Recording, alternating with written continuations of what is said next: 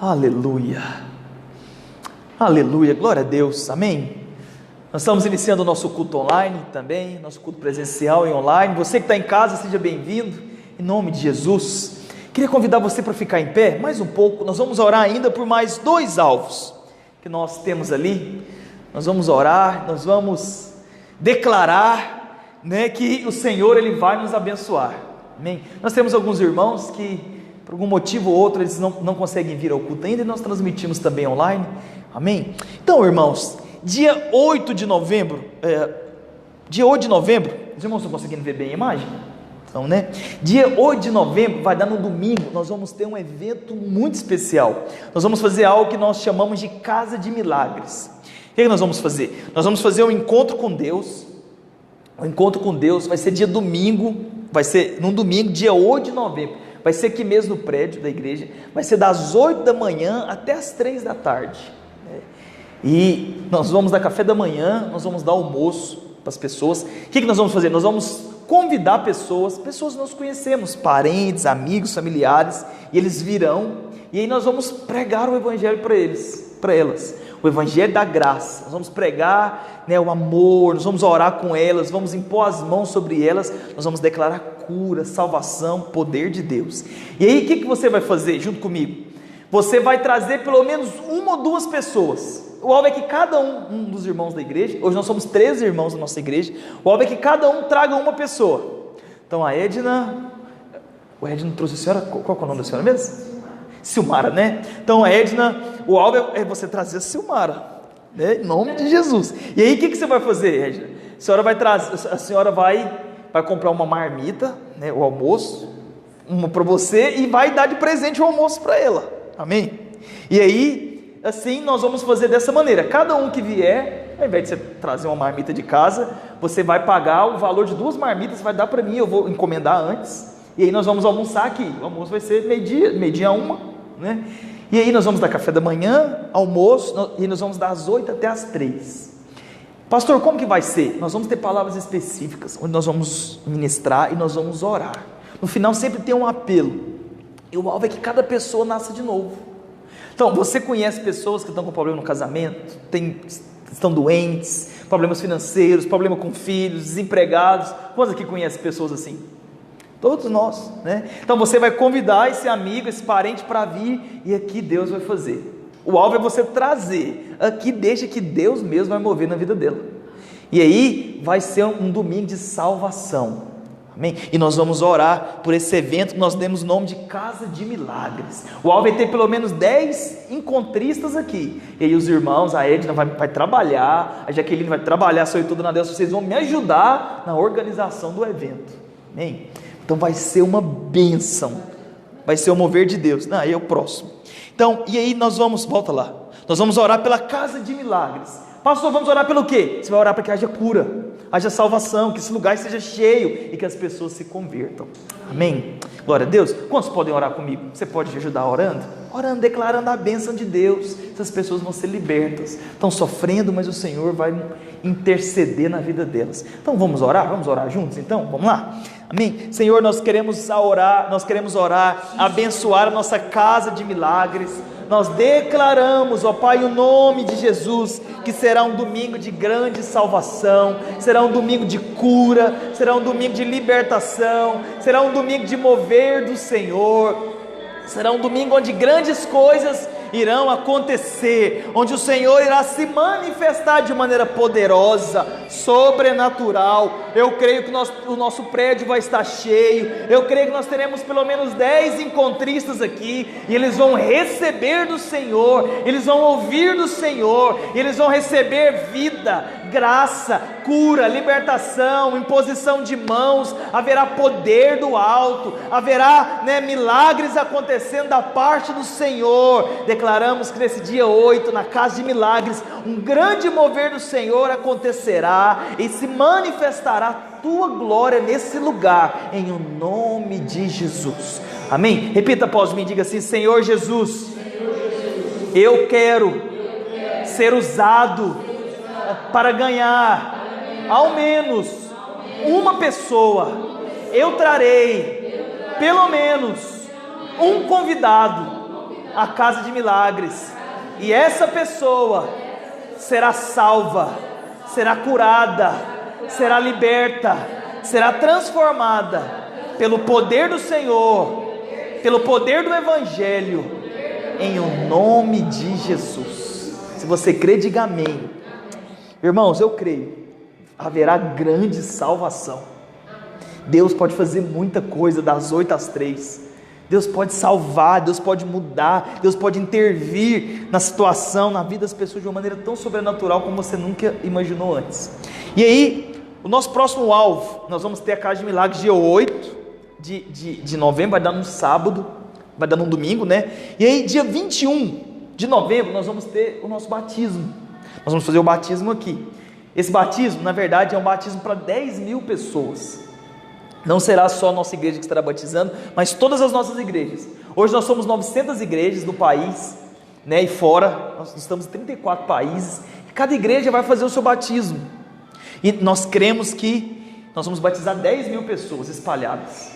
Então, a videira de Rio Preto, o alvo é batizar 50 pessoas, Mirassol quer batizar 15, nosso alvo aqui é batizar 4 pessoas. Então, dia 21, aqui mesmo, nós vamos comprar uma piscina, nós vamos fazer o culto aqui, com a piscina em redor, e aí vai ter o culto, no final vai ter o batismo, vai ser uma grande bênção. Depois eu não sei como nós vamos jogar água fora, que vai ser aqui, vai ser uma grande bênção, né? Pastor, o que é o batismo? O batismo é morrer para o mundo e nascer para Deus, simples, amém? Então nós vamos orar para que dia 21 de novembro, que vai dar no sábado, nós vamos orar para que pelo menos 4 pessoas possam se batizar, amém? Vamos orar para nós finalizarmos esse momento do culto, amém? Orem declarando que as pessoas vão aceitar, e elas vão crer, e elas vão se batizar em nome de Jesus, amém? Pai, nós oramos abençoando o nosso batismo, dia 21 de novembro, aqui mesmo no prédio da igreja. Eu creio que pelo menos 4 pessoas vão se batizar, vão descer as águas, vão morrer para o mundo, vão nascer para Deus, vão ter uma experiência viva e genuína com o Senhor, vão ter uma nova vida, né? Vão receber o Espírito Santo, serão tocados, serão cheios da Tua presença. Eu creio, ó Pai, que o Senhor fará, que nós batizaremos pelo menos 4 pessoas, ó Pai, nesse dia 21, em o nome de Jesus. Se você crê, diga amém. Amém. Glória a Deus. Irmãos, podem se assentar. Aleluia. Amém. E aí, durante as células, na nossa célula de terça-feira e de quinta-feira na casa da Dona Deus, nós oramos e estamos orando, porque Deus irá fazer coisas grandiosas. Deus irá fazer coisas grandiosas. Irmãos, o início da vida cristã é quando você crê, entrega a sua vida para o Senhor Jesus, e quando você se batiza. Isso é o início. Nós chamamos isso de novo nascimento. E depois disso você começa a sua caminhada em Cristo. Amém? Então nós vamos agora ofertar ao Senhor. Projeta para mim lá em 2 Coríntios, capítulo 6, versículo 10. 2 Coríntios, capítulo 6, versículo 10. 2 Coríntios, capítulo 6,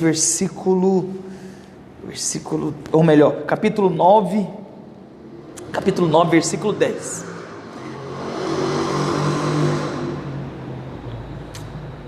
Segundo aos Coríntios, capítulo 9, versículo 10. Diz assim, o que a palavra de Deus diz? Ora, aquele que dá semente ao que semeia, também vos dá o pão para comer, e multiplique a vossa sementeira, a fim de que multiplique a vossa sementeira e os frutos da vossa justiça. Amém? Quero ler novamente. Ora, aquele que dá semente ao que semeia, também é o mesmo que dá pão para comer, e multiplique a vossa sementeira, e assim aumente o fruto da vossa justiça. Sabe, irmãos, a palavra de Deus,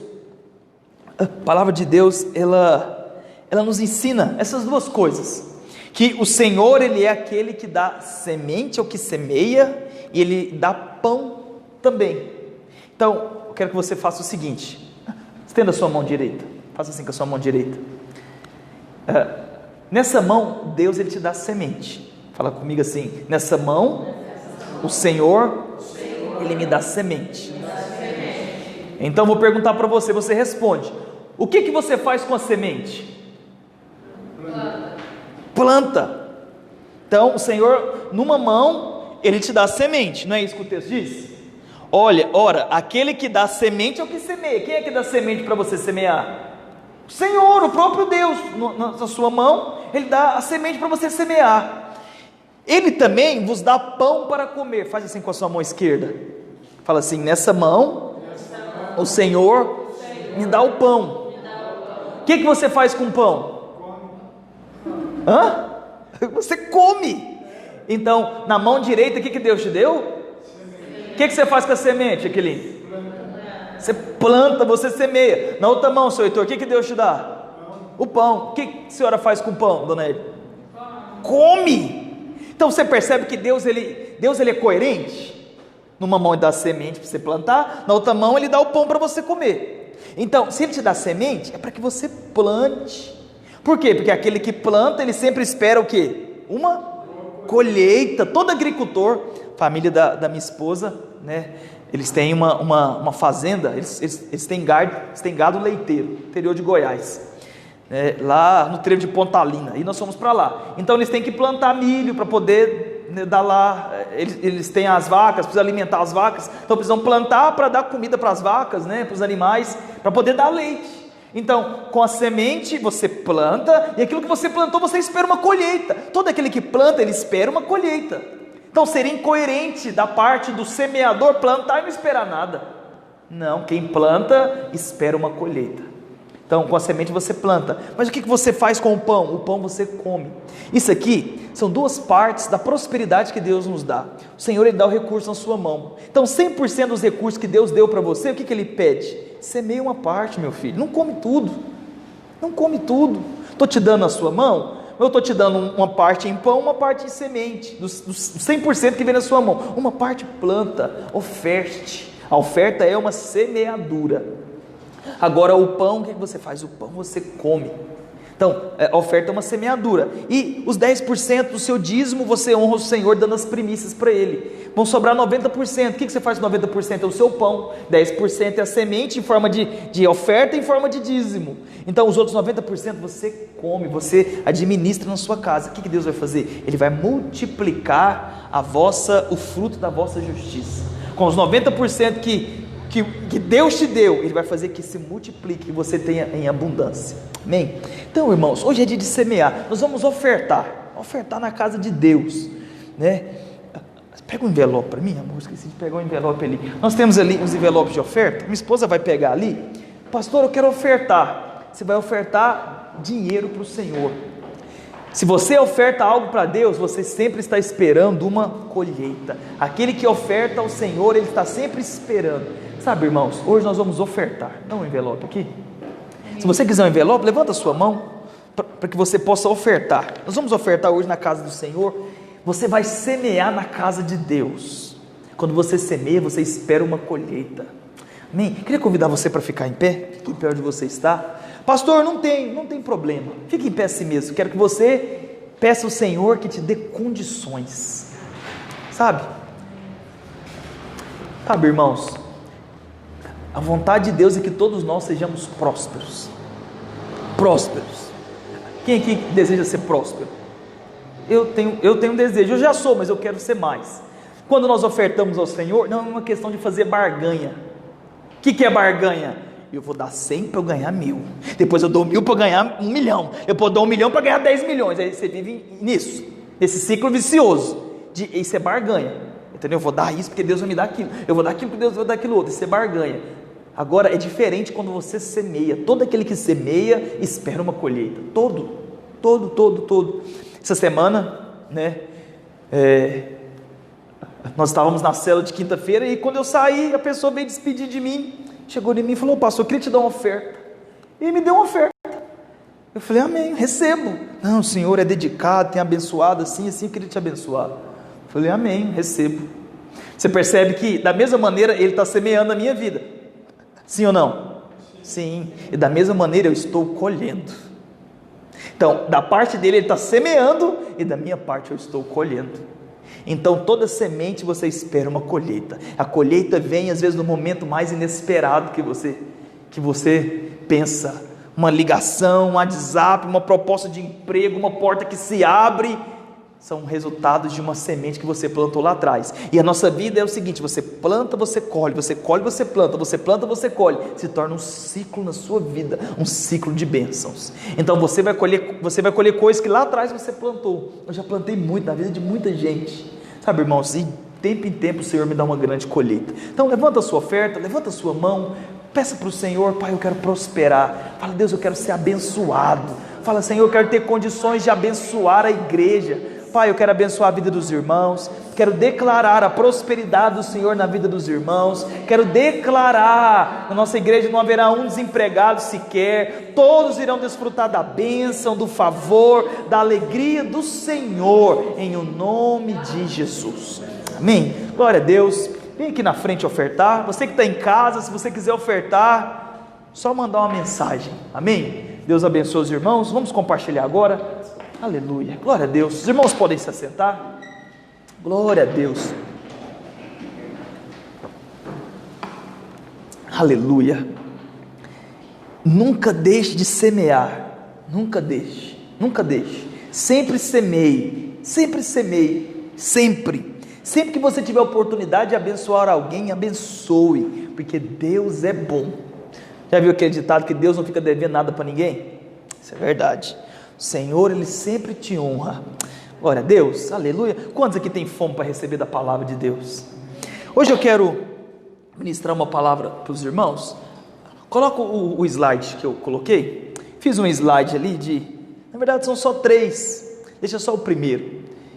E depois, quando eu pedir para abrir os demais, aí você projeta, amor. Hoje eu quero falar sobre Davi e Golias. Quem aqui já leu na Bíblia sobre Davi e Golias? Então é uma história clássica, mas que tem tantos princípios para nós, tantos princípios, e hoje eu tenho um pouco mais de tempo aqui para poder ministrar. Glória a Deus. É uma história tão clássica da palavra de Deus, a história de Davi e Golias. Eu poderia dar um título: Vencendo os Gigantes, vencendo os desafios, vencendo as circunstâncias difíceis da vida. Então poderia dar qualquer um título desse, mas eu coloquei mesmo Davi e Golias, ou derrubando os gigantes. Quem aqui tem gigantes diante de si, na sua vida? Tem? Levanta a sua mão. Você que tem um gigante na sua frente, que nesse dia você precisa vencer, levanta a mão. Acredito que todos nós. Pastor, o que seria esse gigante? Por exemplo, se você tem uma enfermidade, você tem um gigante que você precisa vencer. Se você tem um desemprego, você está desempregado, você tem um gigante que você precisa vencer. Se tem um problema no seu casamento que teme não resolver, então você tem um problema que você precisa resolver. Se você tem um problema de relacionamento com seus filhos, com seu esposo, no casamento, então você tem um gigante, você tem um desafio, você precisa vencer. Então, Golias na palavra de Deus é sinônimo, de inimigos, é um sinônimo do diabo. A palavra de Deus tem muito simbolismo. Por exemplo, o Egito simboliza o mundo. O Egito na palavra de Deus simboliza o mundo. Então toda vez que alguém descia para o Egito, ele estava descendo para o mundo. O mundo nunca é a vontade de Deus. Outro simbolismo importante da palavra de Deus: Faraó simboliza o diabo. Sempre que há escravidão, Faraó escravizando o povo de Deus. Então, a palavra de Deus existem muitos simbolismos. E Golias também, ele é um tipo de diabo, ele é um tipo de principado e potestades, é um tipo de problema, de circunstância difícil, de desafio que você tem na sua frente, que você precisa vencer. Então, às vezes você está na sua empresa, trabalhando, parece uma função nova, você não sabe como fazer, como se comportar. É um Golias, é um gigante que está diante de você, que você precisa vencer. Davi, ele teve um grande inimigo, seu inimigo se chamava Golias, e eu quero falar para você sobre essa história. Está lá em 1 Samuel capítulo 17, 1 Samuel capítulo 17, eu quero ler, é um texto um pouco longo, mas eu quero ler para você, e aí eu vou compartilhar com você, a fim de que você possa ter o entendimento, amém? 1 Samuel capítulo 17, versículo 1, você que está em casa, você também pode projetar, você também pode abrir sua Bíblia e acompanhar. Eu vou ler aqui na minha Bíblia, os irmãos vão acompanhando ali na projeção. A palavra do Senhor diz assim: Os filisteus, eles se reuniram as suas tropas para a guerra em Socó, que fica em Judá. Eles acamparam entre Socó e Azeca, em Éfes-Damim. Saul e os homens de Israel se reuniram e acamparam no vale de Elá, e ali ordenaram a batalha contra os filisteus.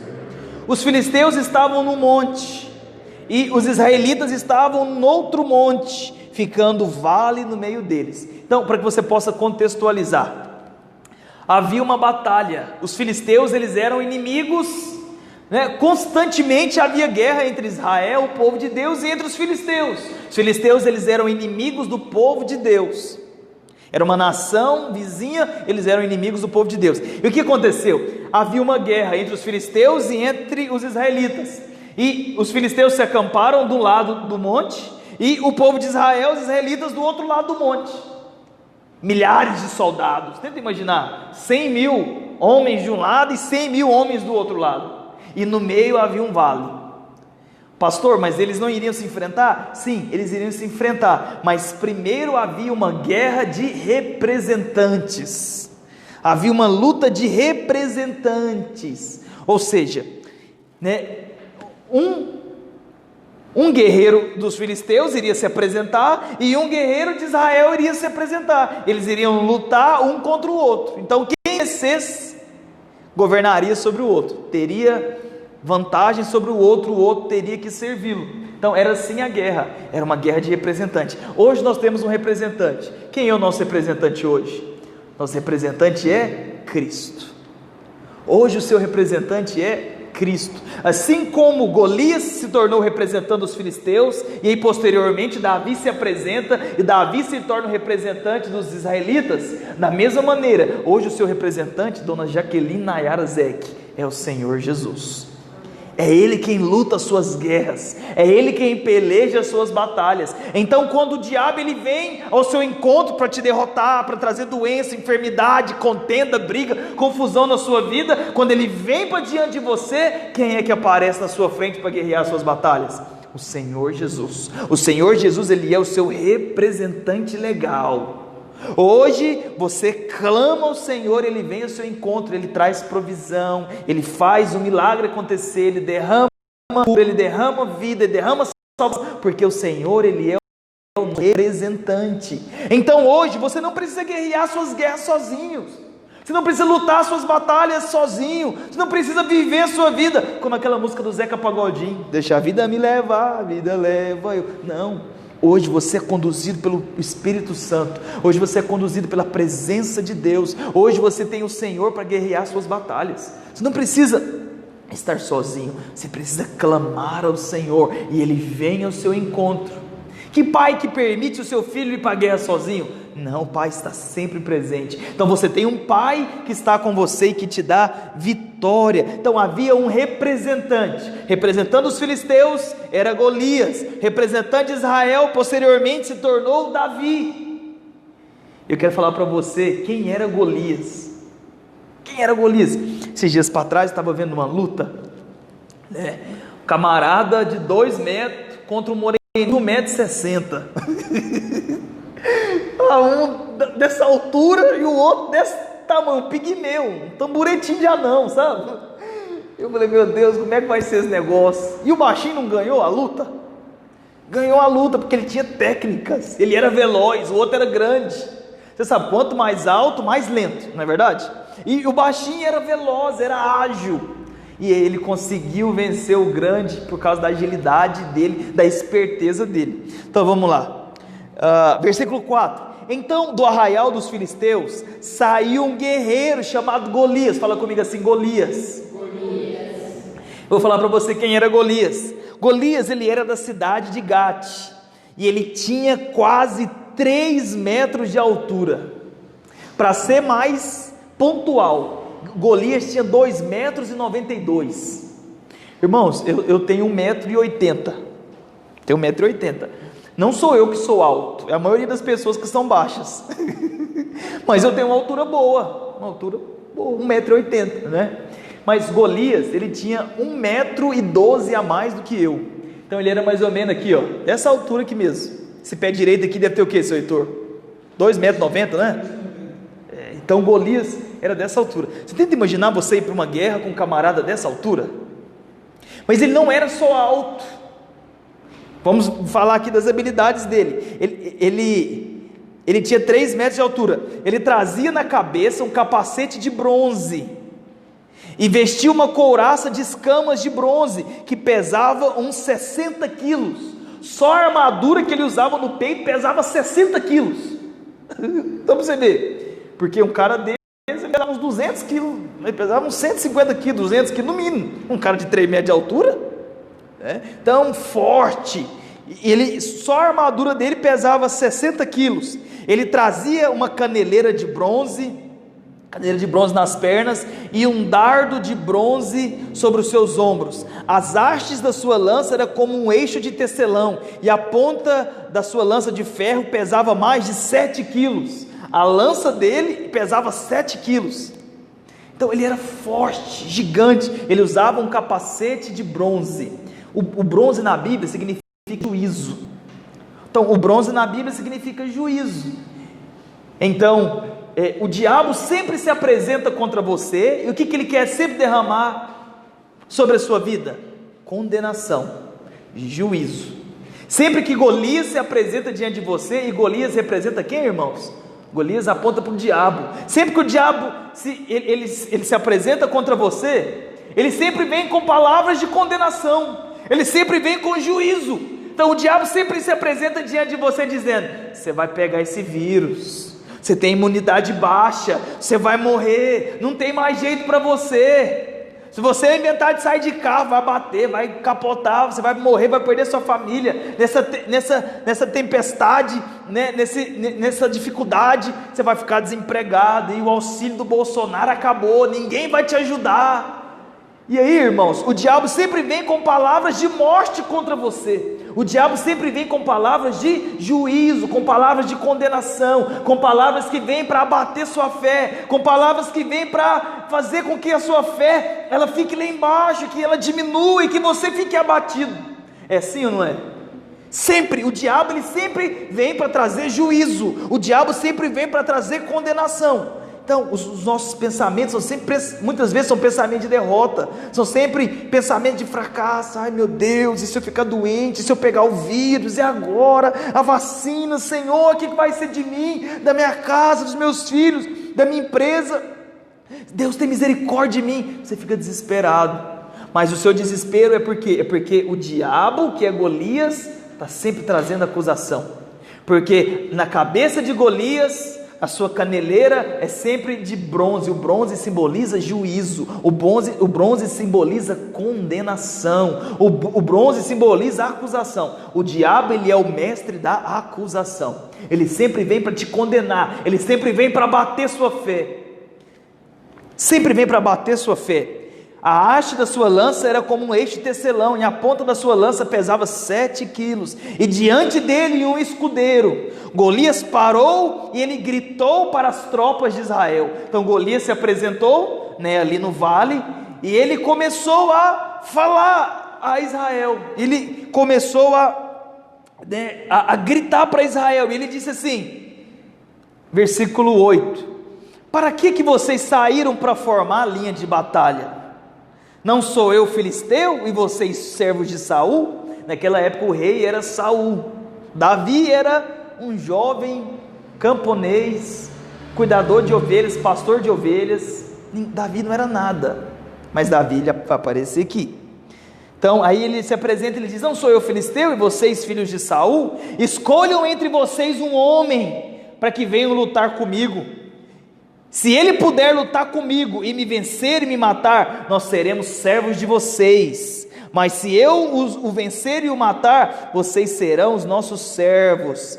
E o filisteu continuou: hoje eu desafio as tropas de Israel, deem-me um homem para que lute comigo. Agora você tenta imaginar, aquele camarada, ele se apresentou ali, e ele começou a afrontar o exército de Israel. Começou a dizer, aqui a Bíblia é sempre sim, muito educada, né? A palavra de Deus, você não vê palavrões, palavras de baixo, escalão. Mas tenta imaginar hoje, ele chegando e ele dizendo um português brasileiro: cadê? Não tem nenhum macho aí não? Tudo frouxo, tudo mole. Olha aí, molenga, vem pra cá, vem cá lutar comigo, rapaz. Vou dar um tapa nessa fuça sua, vai sobrar nada. Começou a afrontar os soldados de Israel. Cadê o rei dessa nação? Um molenga, deve estar escondido hora dessa. Cadê? Tem algum macho? Tem algum homem aí para lutar contra mim? Envie! Cadê o Marco Zec? Cadê ele? Deve estar escondido hora dessa. Ele começou a afrontar, começou a falar mal, começou a atacar a honra deles. E aí eu penso que um olhava para o outro: tem nada a ver comigo. Ado, cada um no seu quadrado, rema, cada um com seus problemas, tem nada a ver. Meu celular está tocando, meu WhatsApp, minha mulher está me chamando. Quem queria enfrentar um camarada de 2,92 m? Camarada que só a lança dele pesava 7 quilos. 7 quilos. Só a armadura dele pesava 60 quilos. Um soldado grande. E outra coisa que eu esqueci de falar: ele era uma anomalia tão grande que ele tinha 6 dedos em cada mão e 6 dedos em cada pé. Ele era um gigante de respeito, um guerreiro extraordinário. Tenta imaginar: o Senhor é rei dessa nação, seu Heitor. E agora? O que nós vamos fazer? Então, irmãos, diante de Israel havia um grande inimigo, havia um grande problema. E muitas vezes na nossa vida, os Golias aparecem, os gigantes aparecem, o desemprego aparece, a enfermidade aparece, as contas aparecem, as lutas aparecem, e você não sabe o que fazer, você não sabe a quem recorrer, você não sabe a quem pedir, você não sabe como que você vai resolver aqueles problemas, Versículo 11: quando Saul e todo Israel ouviram essas palavras, as palavras do filisteu, ficaram assustados e com muito medo.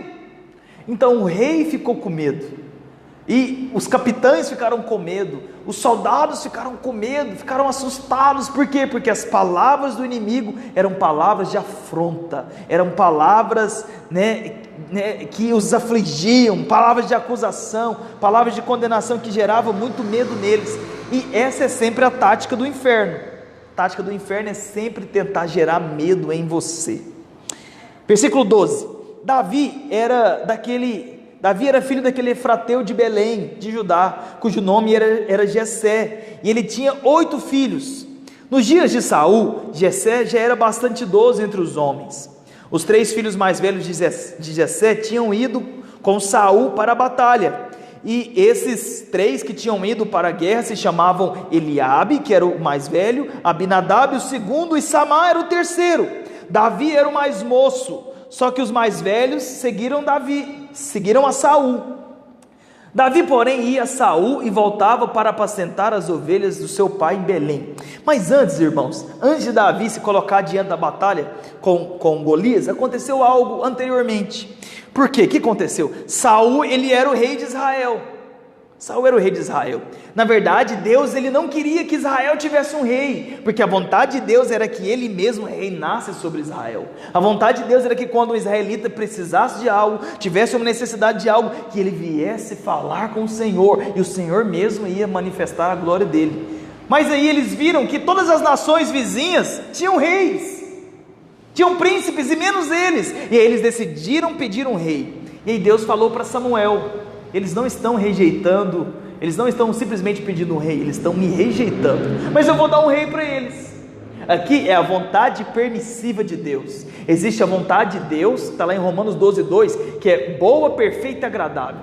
Fala para o seu irmão assim que está do seu lado, quero que você repita comigo, diga assim: a vontade de Deus é que se cumpra em mim a boa, agradável e perfeita vontade de Deus. Faz assim comigo com o dedo, fala assim: boa, perfeita e agradável vontade de Deus.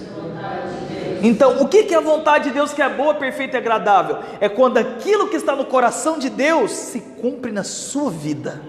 Amém? É quando os desejos do coração de Deus se cumprem na sua vida. E aí você diz: Senhor, eu quero a sua vontade, eu quero andar na sua presença, eu quero cumprir o teu querer. E aí, irmãos, você pode viver essa vontade de Deus. Agora existe a vontade de Deus permissiva. O que é a vontade de Deus permissiva? É quando você quer muito algo, aquilo não é a vontade de Deus. Mas sabe o que Deus faz? Deus permite. Deus permite. Então, por exemplo, vamos supor que você tem um filho de 20 anos e ele quer mudar, ele quer alugar uma casa, ele quer viver a vida dele, não tem necessidade dele ir embora, mas ele quer ir. Ele chega: mãe, eu quero viver minha vida, mãe, eu quero me mudar, mãe, eu quero alugar uma casa. Você fala: meu filho, para quê? Deixa para você se mudar quando você se casar. Não é isso normal? Quando você se casar e você se muda, você vai viver a sua vida inteira com a sua família. Ele: não, mas eu quero ir. Como que faz para prender um camarada dentro de casa? Não tem como. Você fala, você tenta dissuadir ele de toda maneira eficaz, sim ou não? Esse é o papel de um pai e de uma mãe. Mas chega um momento que não dá para dar murro em ponta de faca. Você fala: então você quer ir? Então vai. Com Deus também é assim. Deus fala: não é a minha vontade que você vá, mas se você quer muito ir, então vai, eu vou permitir, mas não é aquilo que está no centro da vontade de Deus.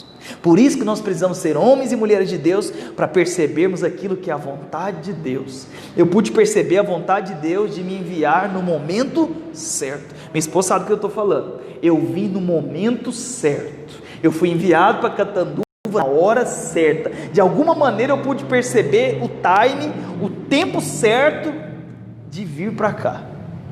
Sabe, irmãos, hoje eu vejo minha esposa olha e fala: amor, nós somos enviados na hora certa. Eu falo: é verdade, porque eu estava de alguma maneira conectado e pude perceber que era a vontade de Deus. Então, Davi, ele era apenas um pastor de ovelhas, que cuidava das poucas ovelhas do seu pai no meio do mato, e o rei era Saul. Então Deus falou: vocês querem um rei? Vou dar um rei para vocês. Então Deus foi e escolheu Saul, filho de Quis. Saul era um camarada alto, pensa que ele tinha beirando uns 2 metros de altura, porque a palavra de Deus diz que do ombro para cima ele prevalecia de todos os outros, e diz que Saul era um homem bonito, talvez ele o mais bonito de Israel. E aí Deus então foi e levantou Saul. Saul começou a profetizar, Saul começou bem, mas no meio do caminho ele se perdeu, ele sacrificou animais ao Senhor. Não era papel dele fazer, era papel de Samuel, do sacerdote, e aí ele pecou, ele preferiu honrar os homens do que honrar Deus. Então Deus falou: não, eu me aborreço de Saul, vou levantar um outro rei, porque eu escolhi alguém que é melhor do que ele. E Deus escolheu quem? Deus escolheu então Davi. E aí Deus manda Samuel, o homem mais importante da nação, profeta, o homem de Deus. Deus manda Davi ir até a terra de Jessé, o pai de Davi, e ungir ali um novo rei, porque Deus ele havia rejeitado o rei que o povo pediu, e agora ele estava escolhendo um homem para si, alguém que tinha um coração para ele. E aí Samuel chega na casa de Jessé, e aí ele manda trazer todos os filhos, e ele nem sequer manda convidar Davi, nem sequer se lembra de Davi. E aí ele está ali, tem um banquete pronto, e aí, como Samuel era o homem mais importante da nação, aquela visita era uma visita muito importante. Então Samuel não iria ali por acaso, ele foi ali porque algo sério iria acontecer. E Samuel chega ali, Samuel fala: todos os seus filhos estão aqui? Não, ele começa a se apresentar um por um. Aí o primeiro é Eliabe, o mais velho, se achega diante de Samuel. Samuel olha, vê um homem alto, forte, com porte de guerreiro, e diz: provavelmente esse é o próximo rei de Israel, só pode ser ele, tem todas as características de um rei, olha que camarada forte. Deus fala: não, você olha o coração, você olha só a aparência, mas eu olho o coração. Aí Deus rejeitou Eliabe, depois passou Abinadab, Deus rejeita Abinadab, depois passa Samar, Deus rejeita Samar, depois vem o quarto, o quinto, o sexto e o sétimo. E Samuel fala: acabaram os seus filhos? E Jessé fala: não, tem Davi, está lá no meio do mato, mas é um menino novo, 17 anos, nem eu falei para ele que você estaria aqui. Manda trazer ele, sem que ele esteja aqui nós não vamos dar sequência. E aí, quem é que chega? Chega Davi, com cheiro de ovelha, cheio de carrapicho, menino novo, ruivo. E aí quando ele aparece, Deus fala com Samuel: eis o novo rei de Israel. E ele pega um chifre de azeite e unge a cabeça de Davi. Davi tinha 17 anos, irmãos. E aí tenta imaginar agora o olhar dos irmãos para Davi, o olhar de inveja, porque Davi já era rejeitado, porque o homem mais importante do país foi ali para comer, né, para ter uma visita importante, para sacrificar, e Davi nem é chamado. E agora Davi é honrado na frente do pai, na frente dos irmãos. O clima ficou assim: quem que esse menino pensa que é? Sabe, irmãos, mas Davi ele tinha um coração para o Senhor. Davi ele tinha um coração para Deus, porque Deus não escolhe aquele que é mais talentoso, Deus não escolhe aquele que é mais bonito, Deus não escolhe o que é mais esperto, que fala melhor. Não, Deus escolhe aqueles que têm um coração para Ele. Deus escolhe aqueles que ama a sua presença. E Davi era esse homem que amava a presença de Deus. Davi era esse homem que amava a glória de Deus. Davi foi ungido naquele dia como rei. Mas entre você receber a unção de rei e entre você sentar no trono como rei, demora. Entre você ser ungido no curral e assumir o trono de Israel, demora. E isso demorou, irmãos, isso demorou 13 anos. O tempo de treinamento, né, para que Davi pudesse, até o dia que ele foi ungido, até o dia que ele assumiu o reino, demoraram 13 anos. 13 anos. Por quê? Porque entre a promessa e o cumprimento da promessa havia um treinamento, havia uma capacitação. Deus tinha que ensinar Davi, Deus tinha que capacitar Davi, Davi tinha que aprender. Eu sempre falo para os irmãos que nós seremos uma igreja de milhares. Desde o primeiro dia que eu conheci o seu Heitor, Dona Delce, Jaqueline, a Edna, eu sempre falo: nós seremos uma igreja de milhares. Mas hoje nós somos 13 irmãos, estamos aqui no culto, tem 5 conectados aqui online, e tem 7 aqui, com a minha filha 8, porque de 13 para 1000, faltam quantos? Quem é bom de matemática? 987, falta um bocadinho de gente, não falta? Faltam pelo menos aí 980 e poucas pessoas para se tornarmos 1000, por quê? Porque entre a promessa de que seremos uma igreja de milhares e entre o cumprimento, existe um tempo de tratamento, um tempo de treinamento, um tempo de capacitação. Existem momentos, existem oportunidades, situações e circunstâncias que nós precisamos responder ao Senhor. Então, lá em Goiânia nós já batizamos 3.000 pessoas em um dia só no Goiânia Arena. Eu lembro lá em 2002, 2003, eu estava lá, batizei 5 pessoas. Agora nós queremos batizar 4. Batizar 4 para nós é muita gente. Mas vai ter um dia que nós vamos batizar 50, 100, 200 pessoas. Mas existe um tempo onde Deus está nos ensinando todas as coisas. Talvez você tenha promessas do Senhor na sua vida, mas entre a promessa e o cumprimento da promessa, Deus precisa te ensinar, Deus precisa te treinar, Deus precisa te fazer parecido mais com Ele. Amém, irmãos? Deus ele te dá unção, mas agora Ele vai te treinar, Ele vai te capacitar para que você cresça, para que você se fortaleça, que você se multiplique. Foi o que aconteceu com Davi. E aí Saul ele fica endemoniado, e aí Davi é enviado para poder tocar harpa. Enquanto Saul estava ali endemoniado, possesso, Davi tocava a harpa para ele, e começava talvez cantar um salmo: o Senhor é o meu pastor, e nada me faltará. E aí quando ele começava a cantar e a tocar a harpa, o demônio saía de Saul, Saul ficava aliviado. Mas teve um dia que Saul estava tão endemoniado, Davi estava tocando a harpa, ele mirou a vara dele, a lança dele, tentou matar Davi. Davi se desviou, por 2 vezes ele tentou matar Davi. Então o rei que foi deposto agora está tentando matar o novo rei de Israel. Então, irmãos, mas tudo fazia parte do treinamento de Deus. Deus estava ensinando Davi. E aí Davi, vamos voltar aqui, vamos continuar no versículo 15. Davi, porém, ia a Saul e voltava para apacentar as ovelhas do seu pai. Como ele estava cuidando das ovelhas do seu pai, ele ia lá, tocava a harpa para Saul, o demônio ficava, ele ficava endemoniado, o demônio saía, aí ele voltava, cuidava das ovelhas do pai dele. Quando Saul ficava nas crises, né, endemoniadas, mandava chamar Davi. Davi deixava as ovelhas dele junto com alguém, vinha, tocava a harpa, o endemoniado, o rei era liberto, e ele ficava nisso, ele servia, e nisso Deus estava ensinando a ele. Imagina ele entrando ali, perto do rei, perto dos soldados, e ele imaginando: eu fui ungido rei, um dia eu vou sentar no trono, mas ele e o Senhor. E aí Davi cuidava das ovelhas do seu pai. O filisteu vinha de manhã e de tarde, e se apresentava durante 40 dias. Enquanto isso, enquanto o rei estava tendo crise de endemoniamento, o filisteu se apresentava, Golias de 2,92 m se apresentava por 40 dias de manhã e de tarde, e ele afrontava: cadê? Tem algum homem para lutar comigo? Cadê? E aí, até quando eu vou ficar aqui nessa peleja? Não vai aparecer nenhum macho para lutar contra mim?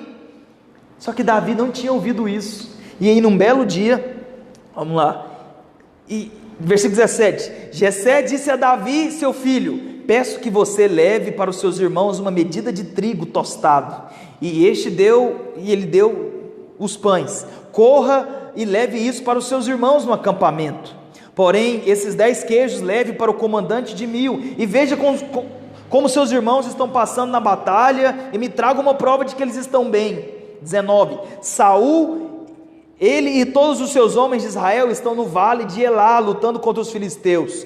No dia seguinte, Davi se levantou de madrugada, um belo dia, Davi se levantou de madrugada para poder levar marmita para os irmãos, levar comida para os irmãos, uns queijos para o capitão, né? Eu viajei, trouxe uma farinha para os irmãos, farinha de piqui. Gostou, seu Heitor?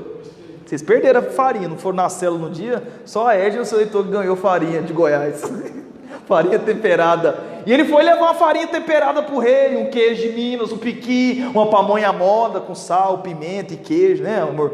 Foi levar lá para agradar o capitão. E aí, num belo dia de manhã, Davi acorda para fazer o trabalho do dia a dia, mas a vida dele seria totalmente alterada.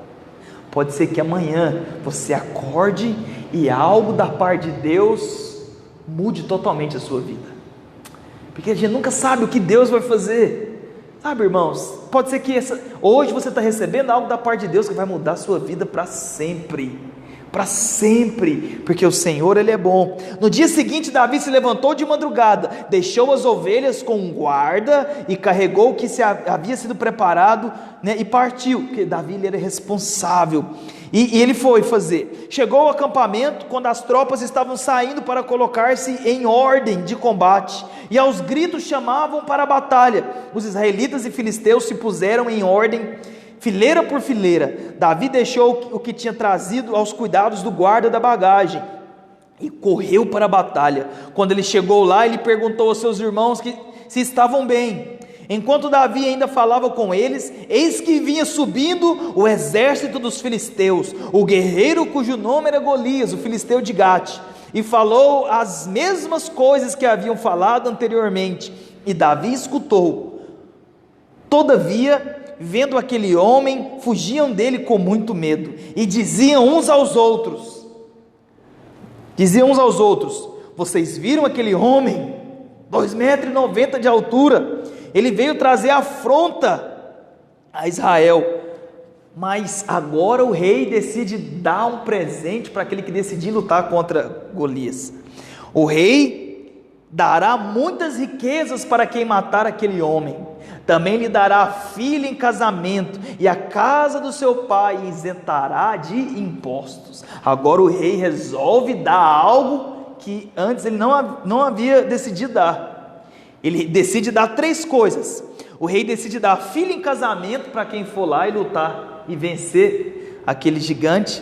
O rei resolve isentar a casa do pai de impostos e encher de riquezas o homem que decidir, né, lutar contra Golias. Então, 3 presentes. A filha, você sabe, né, irmãos? Filha de rei é o quê? Princesa. Você já viu filha de rei feia? Não existe. Filho de rico é tudo bonito. Quem é feio é filho de pobre. É ou não é? É. Filho de rico se nasce feio. Vai no médico, põe um cabelo e dá uma tunada e a moça fica bonita. Então o rei decidiu dar a sua filha para casar com quem decidisse lutar. E aí Davi chega naquele momento, e Davi de repente chega no meio e fala: peraí, o que vai acontecer com quem for lá e der um ataque naquele miserável daquele filisteu? Olha, o rei vai dar a filha para casar, e olha, a filha é Mical, a moça é bonita. O rei falou: não, deve ser aquela moça da internet que eu vi. Naquela época não tinha internet, lógico, né? E o rei decidiu que vai dar riquezas, vai encher de riquezas aquele a quem derrotar o gigante, e o rei também vai isentar de impostos para sempre a casa do pai dele.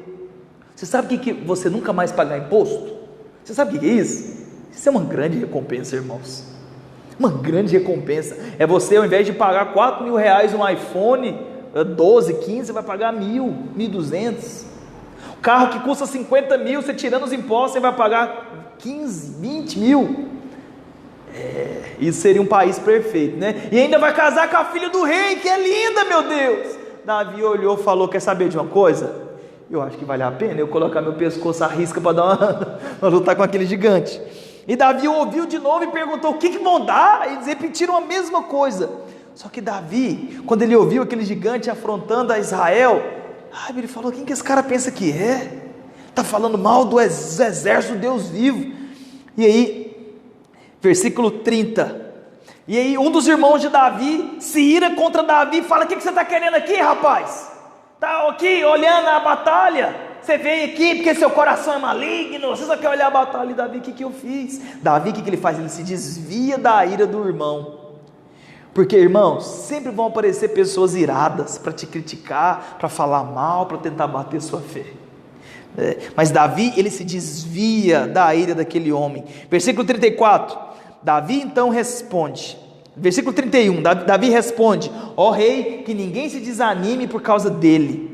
Este teu servo irá lutar contra o filisteu. Davi resolve assumir a responsabilidade para lutar. Davi resolve ir para o campo de batalha. Sabe por quê? Porque aquele endemoniado, aquele gigante, ele está afrontando a Deus, ele está falando mal de Deus, e Davi resolve assumir a responsabilidade. Versículo 34, Davi diz: olha rei, este teu servo apacentava as ovelhas do seu pai, quando vinha um leão e um urso, e levava um cordeiro ao rebanho, e eu saía atrás dele, e batia nele, e livrava o cordeiro da sua boca.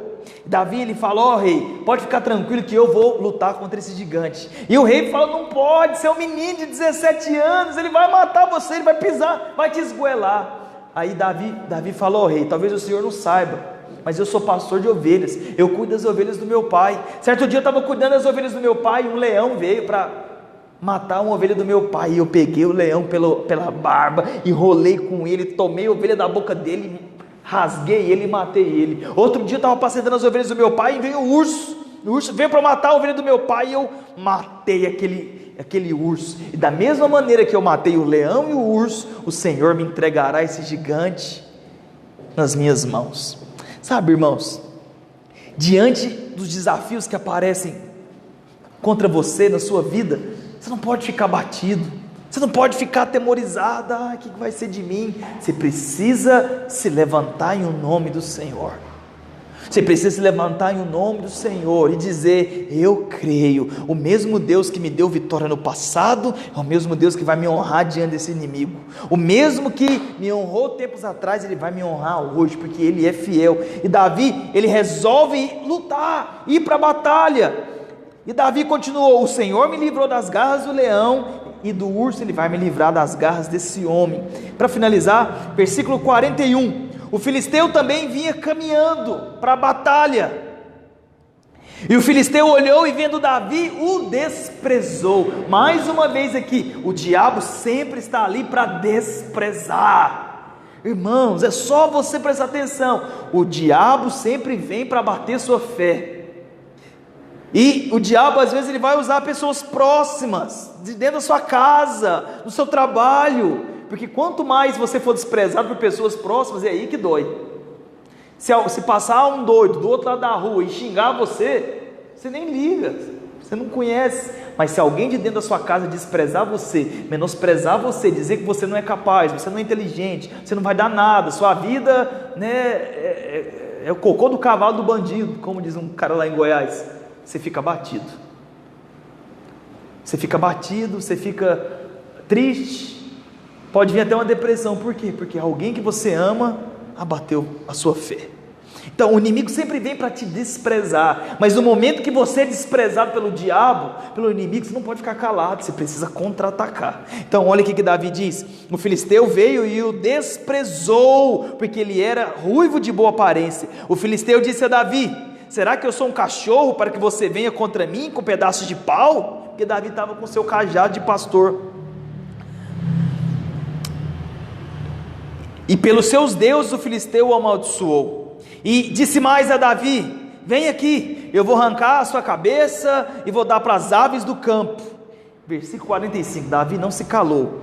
Davi, porém, disse ao filisteu: você vem contra mim com espada, com lança, com escudo. Eu, porém, vou contra você em o nome do Senhor dos exércitos de Israel, a quem você afrontou. Hoje mesmo o Senhor entregará você nas minhas mãos. Eu o matarei e o cortarei a sua cabeça, e hoje mesmo darei os cadáveres do arraial aos filisteus, às aves, e as bestas feiras da terra, e toda a terra saberá que há Deus em Israel, e toda a multidão saberá que o Senhor salva, não com espada e nem com uma lança, mas que o Senhor salva. Você percebe a postura do homem de Deus? Ele se levanta em o nome do Senhor. Você precisa se levantar diante das circunstâncias, diante da palavra de desânimo, de desprezo, de abatimento. Você precisa se fortalecer no Senhor. Se fortaleça declarando: o Senhor é o meu pastor, o Senhor cuida de mim, o Senhor é a minha força, o Senhor me faz capaz de vencer todas as coisas, porque Ele está comigo, Ele que me dá vitória, Ele que me faz triunfar, Ele está comigo nessa peleja. Ele foi fiel no passado, Ele é fiel no presente, Ele sempre será fiel porque Ele cuida de mim. Você precisa se levantar no Senhor. E Davi, irmãos, ele foi no ribeiro, ele pegou 5 pedras, e ele foi lutar com o gigante de quase 3 metros, com sua espada gigante, com sua lança de 7 quilos, com sua armadura de 60 quilos. Davi apenas pegou umas pedras roliças, com seu estilingue, com sua funda, ele foi lutar contra o gigante. Por quê? Porque a experiência de Davi dizia que com 5 pedras, em uma ele acertava. Com 5 pedras, a experiência de Davi no cuidado das ovelhas. Talvez enquanto Davi estava apacentando as ovelhas do pai dele ali, ele pegava ali 5 pedras e tentava derrubar uma manga, tentava derrubar uma coisa mais alta. Ele sabia que com 5 pedras ele acertava uma. Então com 5 pedras ele sabia, com 5 pedras um acerta na cabeça desse gigante. Ele foi lutar contra o gigante. Coloca a imagem lá do gigante. Ele foi lutar contra aquele gigante. Suas probabilidades seria a mesma do filme que eu assisti. O rapaz perguntou assim: qual que é a chance que eu tenho de namorar com você? A menina falou assim: 1 em 100 milhões. Aí ele ficou feliz. Lá do Jim Carrey, lá 1 em 100 milhões. Então qual que era a chance de Davi, de 1,60 m, ruim, 17 anos, derrotar um gigante? 1 em 100 milhões. Mas ele estava com o Senhor estava com ele. Sabe, irmãos, essa é a imagem de Davi indo para a batalha. Pode passar o próximo slide. Eu quero falar para você 4 pontos rapidamente aqui a respeito de Davi. Primeiro, não caia na tentação de olhar para si mesmo. O alvo do inimigo é tirar os seus olhos de Deus e colocar em você, na sua fragilidade. Segundo, não valorize o natural. Ele é muito forte, eu sou muito fraco. Nossa derrota